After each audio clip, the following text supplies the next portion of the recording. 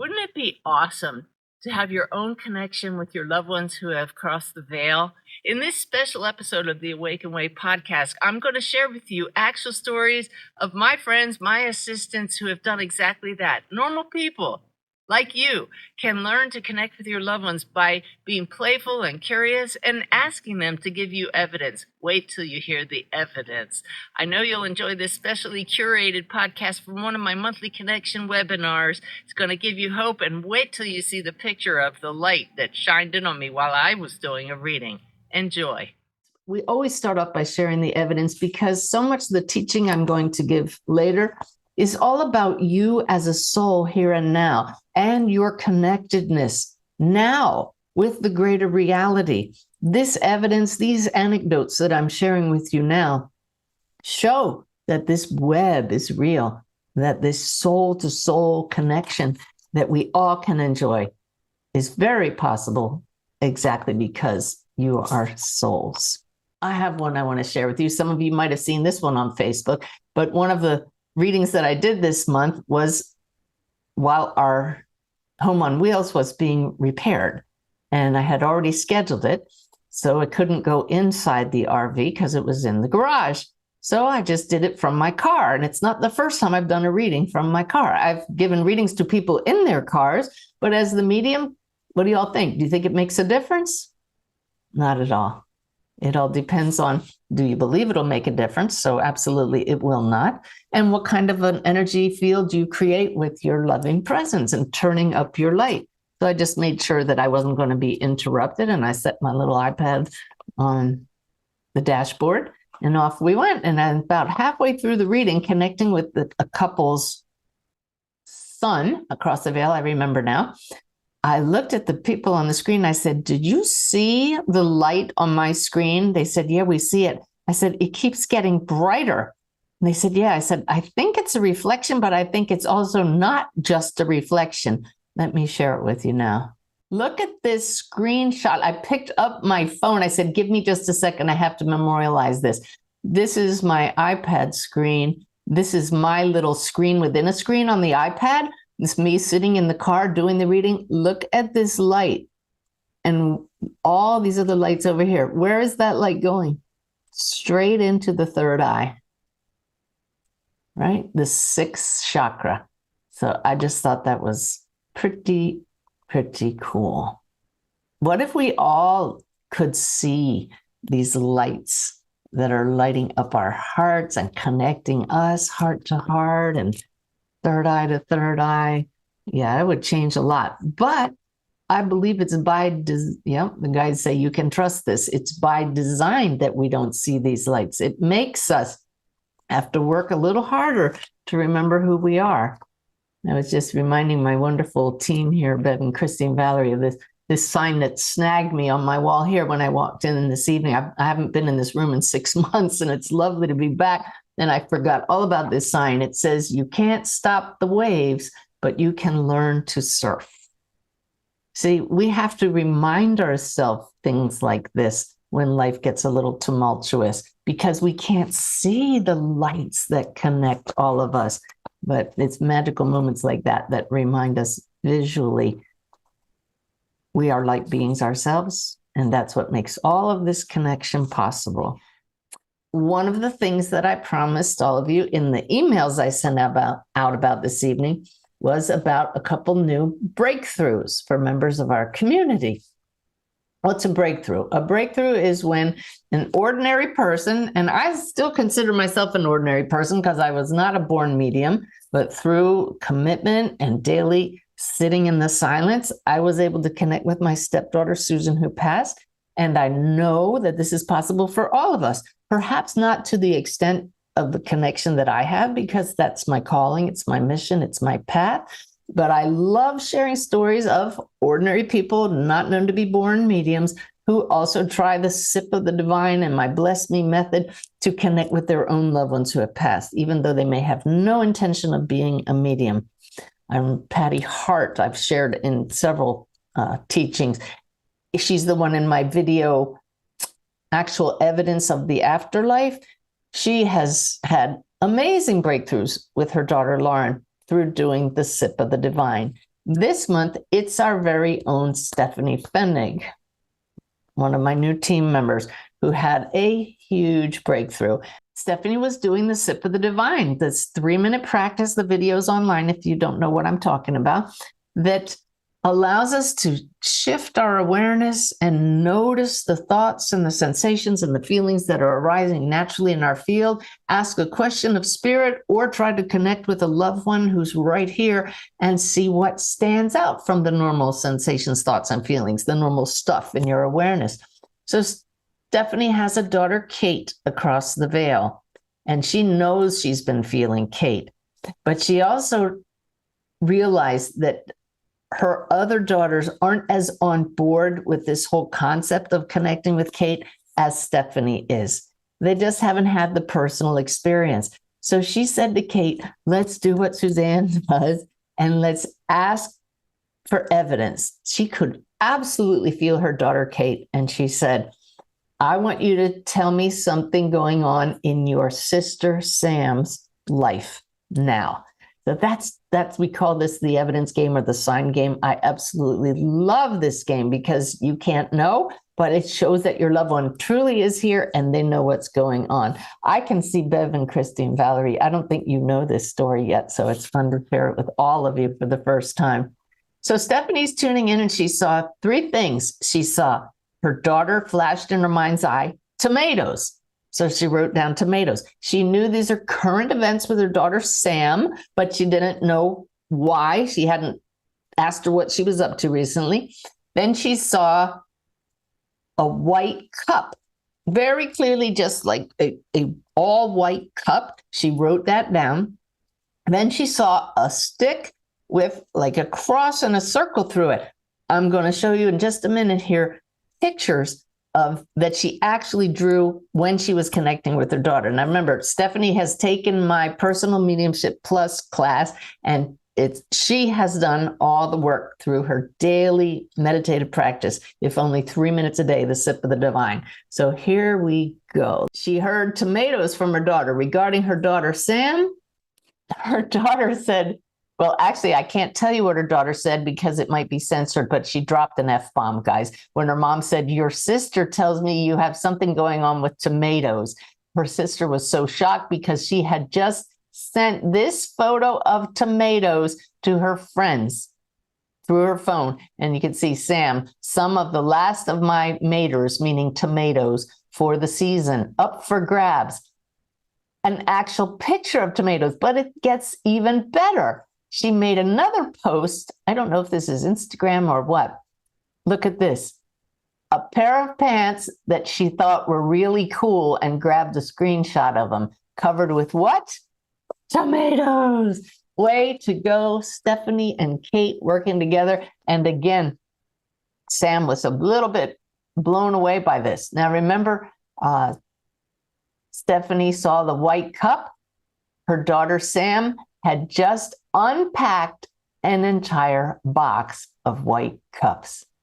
This is fantastic. There is no arguing that she was talking to her daughter, Kate, about things going on in her other daughter, Sam's life. Now, this final one is so cool. This is the image that Stephanie saw in her mind's eye when she asked her daughter, Kate, who has passed, to show me things going on with your sister, Sam, now.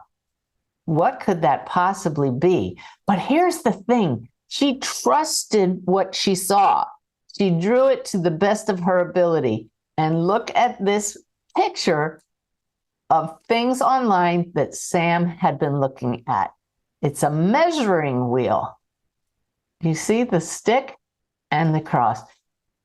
Anybody can see how close that is. I absolutely love that. And you can see now she's surely gotten Sam kind of going, how could mom have known that?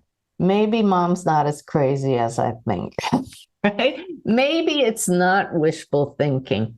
And, you know, most of us here in this community, we know it's not wishful thinking. Do we ever get tired of these stories? I know I don't. And I'm just so happy for Stephanie and her family and for Kate, because now she got her messages through. I'm right here, guys. I'm right here. The other breakthrough, I said it was for two members of our community, believe it or not, is Stephanie's husband, Mike. And this is big. And he's a big tough guy, has some military contractor stuff going, and this is like not his area at all. But he came on our Mediterranean cruise. When was that, guys? September. It was just last month or a month before. He came on the Mediterranean cruise with us and went through all 14 hours in the theater of the workshop with us. And there were a handful or more of the husbands that came with their wives for the cruise. And like good sports, they went through the workshops and they tried the meditations and they did the sip of the divine when we meditated together. And Mike was a good sport. He did the sip of the divine. Stephanie says that Mike feels discouraged, that he doesn't feel like he's connecting all the time. But he said, hey, in the sip of the divine, out of nowhere, I heard the name Charlie. And Stephanie said, that's really great. You got a name. Now, he knew it was significant because there was no reason for him to hear Charlie. This is very, very basic mediumship, right? But this is how it starts. If you don't think you can do it and all of a sudden you're hearing a name, Charlie, where does that come from? So you're going to love this. So that night on the ship, there was a cocktail party. This is Stephanie's husband, Mike, with the white beard. And he's standing with Martin, husband of Mandy, from Scotland, who were part of our group. It was, you can see these guys really got into the festive atmosphere at the party on the ship. And they got to talking, and Mike shared with Marty that he used to work on British naval ships years ago when these British Navy ships would come to Cocoa Beach, Florida. And Martin said, my stepdad worked on British naval ships in the 80s in Cocoa Beach, Florida. And then he pulls out a picture of his stepfather from back in the day. Guess what Martin's stepfather, who has passed, guess what his name is? Charlie. Charlie's the one on the far left in this picture. So Mike probably just about fell over, but you can see, these guys on the ship, it was so great to see the way they were sharing, the way they were getting on board with all of this, the way they were opening up. It's a safe environment to play and to let spirit come through. That Charlie in the spirit world knew that Mike and Martin were going to end up talking at that party that night. And all he needed to do when Mike is in that expanded state of consciousness is say, Charlie. And it stood out. That's key number one to knowing you're not making it up. And it's not just, my stepdad is named Charlie. It's that, look at that connection they had, both of them working on British naval ships in Cocoa Beach, Florida. So I hope that gives all of you encouragement that there's no reason to ever give up. Your breakthrough will happen when it's just right for you. I know that everybody on my team now, I'm really glad Stephanie's joining us, has connections all the time. Christy has a daughter across the veil, and I know that she has a wonderful connection with her daughter Tess personally. And Bev feels her loved ones around her all the time. Valerie, I know you're talking to your own loved ones, and you're a medium in your own right doing spirit drawing. So there's hope for all of us, isn't there? And that's what these evenings are all about. Not about becoming mediums necessarily, but coming to understand that because we're souls, we can make these connections ourselves. The goal with all of this teaching, the goal with the awakened way of living, my goal for all of you is that talking to your guides and using the practices becomes second nature. And you start to notice the difference that makes in your life. Last month, I went to Boulder, Colorado, 2 weekends in a row. Even took the same flights on the same dates, left Thursday, came back Saturday. It was kind of like this deja vu trip, but for two different reasons. And traveling can be a bit of a hassle, lots of crowds. By the time I got to my hotel in Boulder the first weekend, been around a lot of people, all that shuffling about and busyness. So there were a couple in front of me checking in at the registration desk, and I stood there, and all of a sudden I became aware of the woman in front of me had turned around and she said, "Are you sleeping or are you angry?" And I went, "Oh, why did she ask that? And I realized I had been standing there with my eyes closed, getting centered. Not because I felt terribly off balance. I was just enjoying a moment of peace, a moment of tuning into my guides, a moment of gratitude for arriving safely. But I guess I looked very serious because I wasn't angry at all. And I certainly wasn't sleeping. And I said, neither. I'm tuning in. And she looked at me funny and I just laughed and I went, Om. I would love for all of you to realize you can take these little breaks anytime. And I was just so happy that I hadn't even realized I was doing it. Just standing there in line at a hotel to tune in. So it is absolutely my go-to practice. Like, hey, okay, let's get balanced. Let's get centered here. So hopefully I could serve as a model for any of you that just need a little respite from the drama and from the story. It works. So I love acronyms. I know many of you know that. And I came up with a way of visualizing the difference between chaos and inner peace. The reason most of us feel off balance and feel a lot of chaos is because we're focused on the drama, on the story, but we're so much more than our stories. We're beings of light who are not going through the drama right now. We're sitting beside our guides at another level, watching our human aspect go through these lives. It's not just you and the soul. It's you and the soul. This is your higher self around the whole incarnated part of you that contains the soul as well. This higher self is interacting with your guide all the time and trying to give you insights about how to live more peacefully and not get sucked into the drama. But the problem is we do get sucked into the drama. I call it the outer objective focus or the objective outer focus. That leads to OOF, objective outer focus. Ugh. You know that word? It's just like, oh my God. Ugh. Okay, so that's objective outer focus leads to oof. And what though happens if we shift our focus within, like I did in line without even realizing it in the hotel? I went to that place within that is always and already here. Always and already here is an acronym.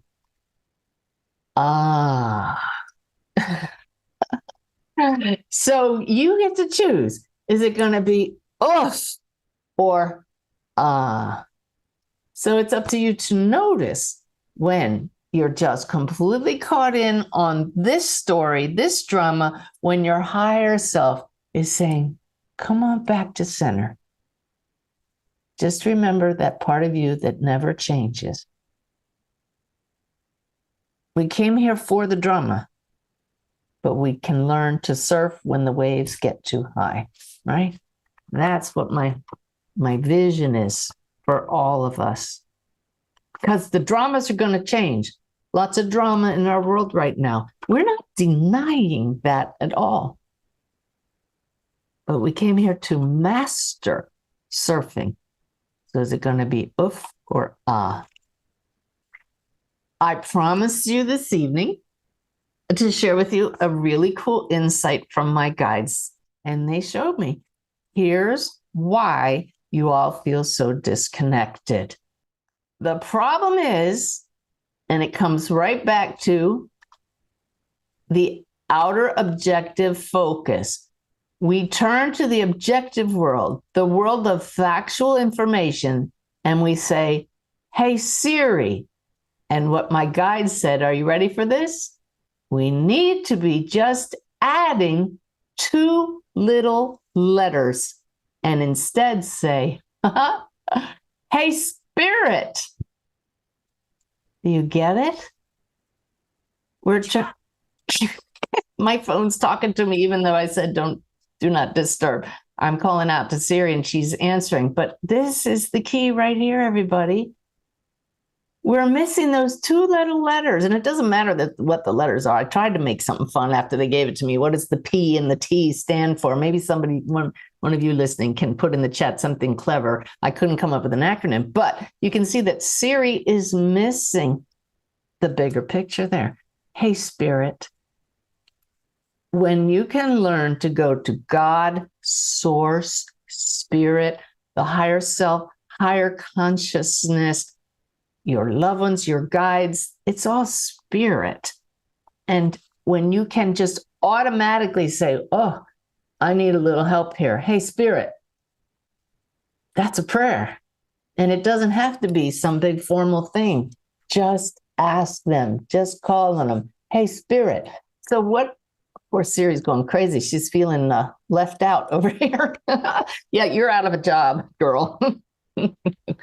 That is my number one go-to. Hey, Spirit. So Siri's, somebody said the other day, when I said message address for she says, we do not have a number or iMessage address for Spirit. That's what Siri just said on my phone. Well, that's exactly what I was about to talk about. I chose the videos that went with my afterlife channeling. I chose all of those videos and I put in a message to everybody. That was not AI generated, that video. That was curated by me and Spirit. And somebody wrote back to me and said, AI has no soul. And that's the challenge. And that's the answer, right? Are you going to, it's Siri is great for information in this reality. But like Einstein knew, no challenge is ever solved at the same level at which it originates. And all of our challenges are here. So if you're feeling stressed, if you don't know how to deal with anything in your life, please get in the habit of saying, hey, Spirit. And they will be that close and it can be that casual. I promised you that I would share with you some practical information about guides and a very big aha my guides gave me about ways that we can communicate better with them. So going back to that hotel in Boulder, Colorado's at 1 mile high altitude. And I had come from about 2,000 feet elevation to get to Boulder that weekend that I was there. I was there to be filmed by Gaia TV, an online streaming platform. And so I was dressing and I brought nice clothes, only one outfit for the interview. And I usually get dressed first before I put my makeup on so I don't have to pull it down over my face and get makeup on my outfit. But I was moving towards the sink and my guide said, clear as day, do not put your shirt on first. So it was not just an intuitive, oh, I shouldn't put my shirt on first. It was my guide saying in a full sentence, do not put your shirt on first. I've really learned to listen. And I'm so glad I learned to listen because I went to open up my foundation and the altitude made the foundation go bloop, and it spit out all over. And I just looked up at them and I said, that is amazing. They're trying to keep me from messing up the only outfit I brought for that. And so I asked them, how is it that I hear you so clearly like that? And I always thank your guides, lots of gratitude. They love that. They don't need it, but why wouldn't they love that? And this was the aha. I've developed a friendship with my guides, even though I don't see them. And they said that I won't see them because, oh, you're right. I have seen my main spirit guide, Boris, but as a dancing blue flame. You were asking how you'll know your guides. He doesn't have form. He doesn't want me to think about him in human form because he is a higher being of light, as are most of our spirit guides.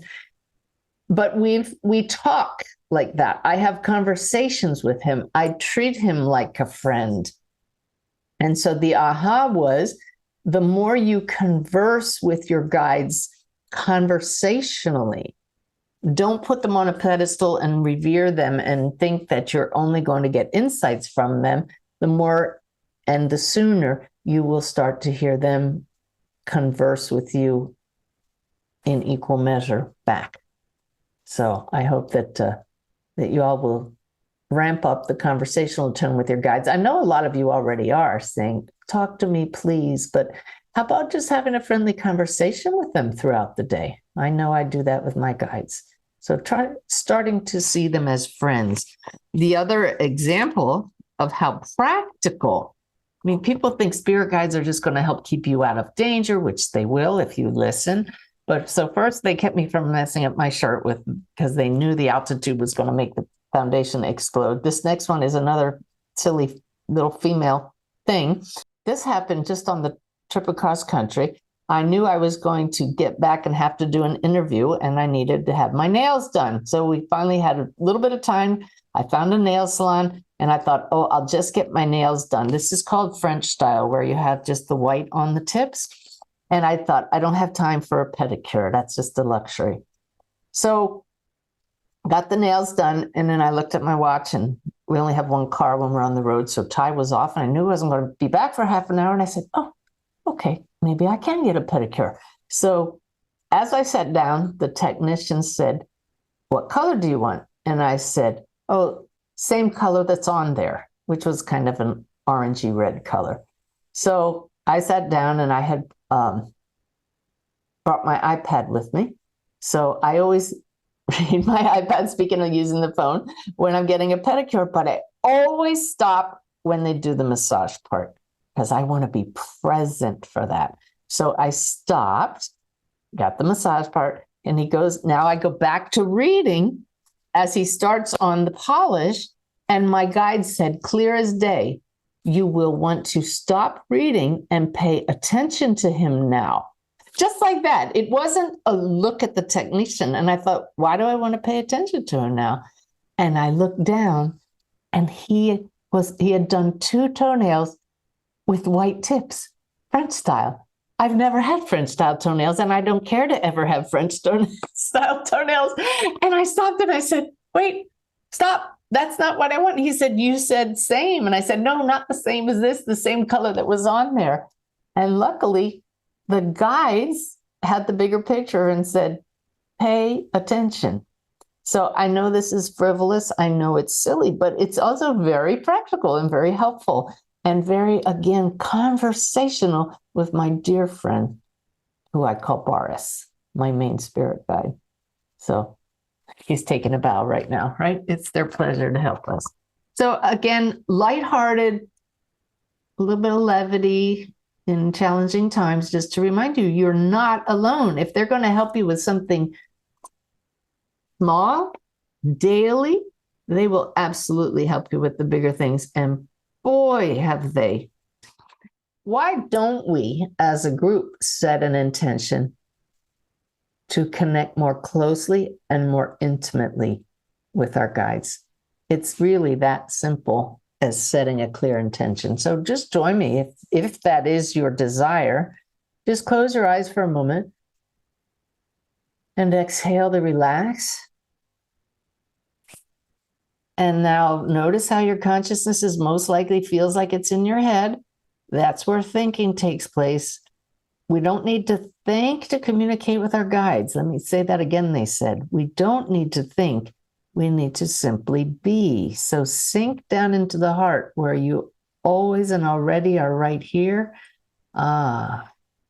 Just feel what it feels like to be. And now connect without even thinking with your guide, with intention. Send a wave of gratitude for all the many ways they're helping you in your life. And now in your own casual way, whatever words feel right to you, hey, Spirit, just tell them, ask them for the kind of relationship you'd like with them moving forward. Or maybe it's perfect already and just send them gratitude. But just in your own way right now, set a crystal clear intention from that heart space.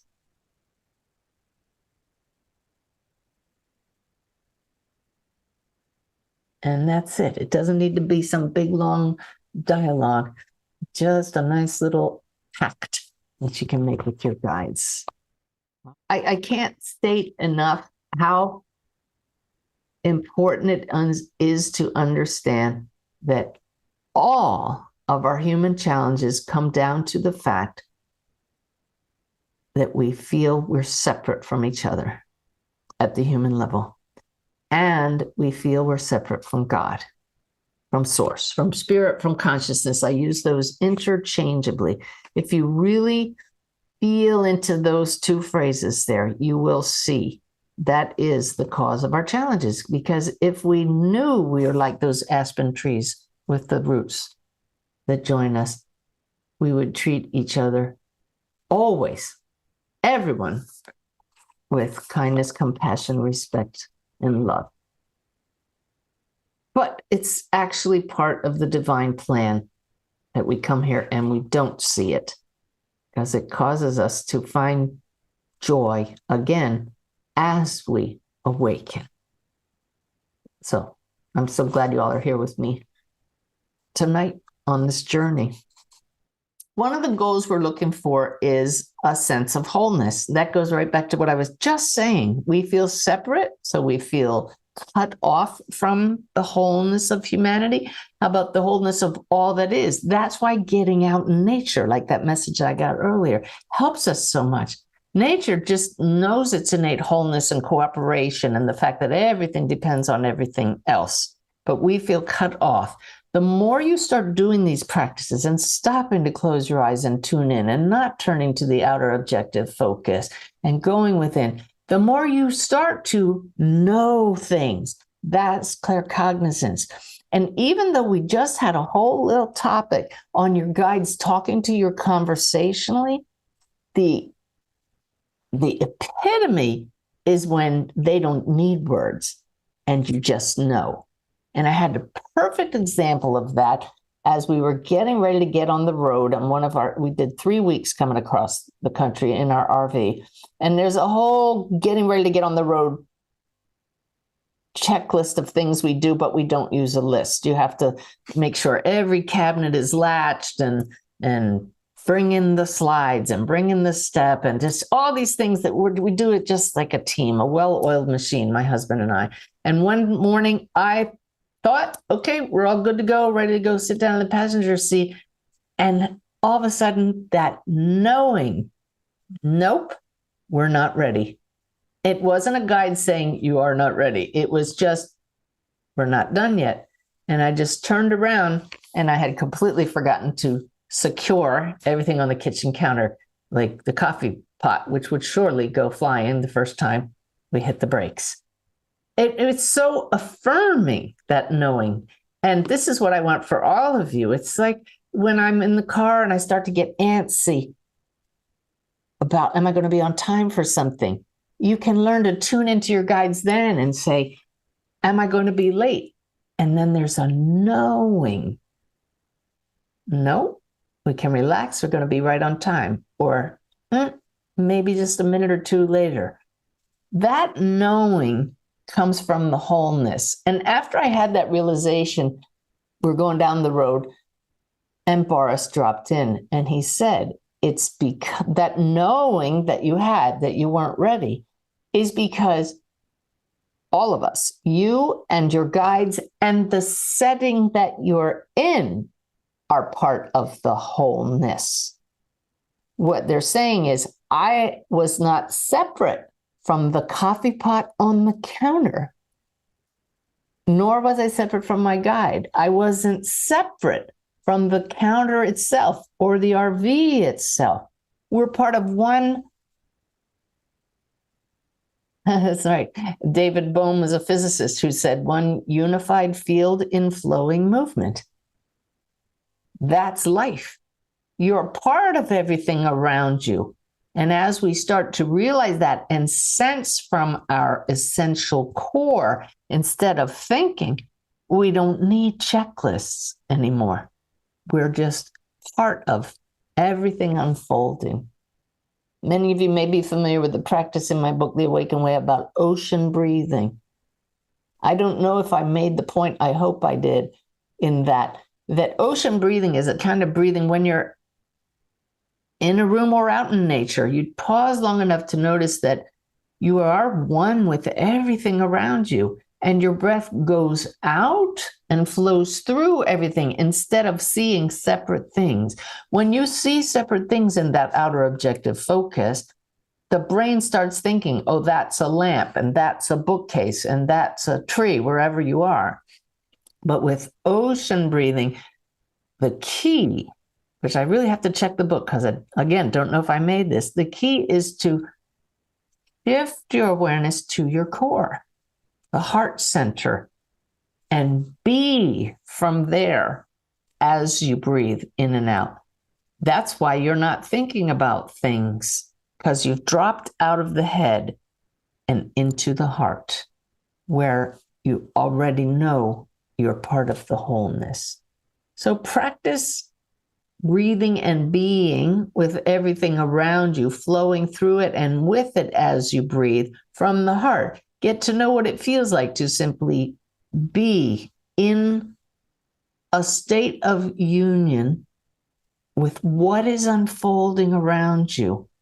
Just be in that state without thinking and labeling and giving meaning to everything. And your claircognizance will really be activated. This is something I'm going to go into detail in that new Shift Network course about, because I've had some very big ahas lately about how to get all the clairs to work together by coming from the heart center. I hope that's helpful to you. I hope you enjoyed those practical tools. That's what my teaching is all about, to show you that there are ways to connect with spirit.